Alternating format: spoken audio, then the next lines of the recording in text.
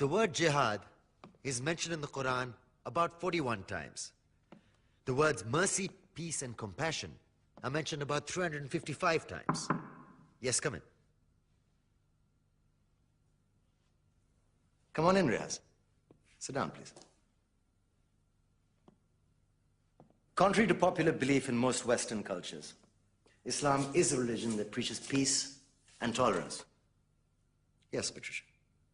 If Islam truly is a religion that preaches peace, then how come the world's most troubled spots, the West Bank, Afghanistan, Pakistan, Iraq, they're all plagued with Islamic terrorism? Well, that depends on your definition of terrorism. Some might argue that the U.S. invasions of countries like Iraq and Afghanistan are also acts of terrorism. No, those were acts of war to get rid of despotic regimes. Or a means of getting at a country's oil.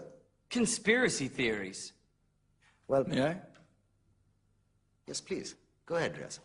Mr. Khan is right. I mean, if we're talking about terrorists, the world's biggest terrorists are the white superpowers. Come on now. No, really, stop and think about it.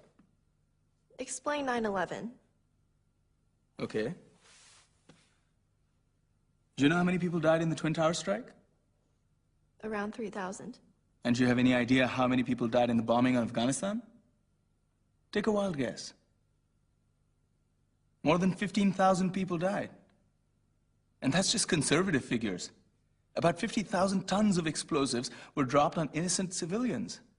Men, women, children. Yeah, but that was because of the Taliban. Now that you brought it up, did you know that the Taliban was a creation of the CIA to fight the Russians? Whatever. They were still harboring terrorists.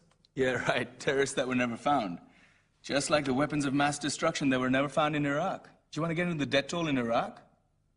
500,000 civilians and counting. And what do Britain and America say when they don't find these weapons? It's simple. They just say sorry. And still refuse to relinquish control of these countries. What are you trying to say? What I'm trying to say is that just because you're American, wear a fancy suit, and call yourself the president, doesn't make you any less of a terrorist. I'm saying that if you don't stop meddling in other people's countries, you will face a backlash. If Muslims like you feel that way, then why don't you get out of our country? We will. As soon as you promise to leave ours.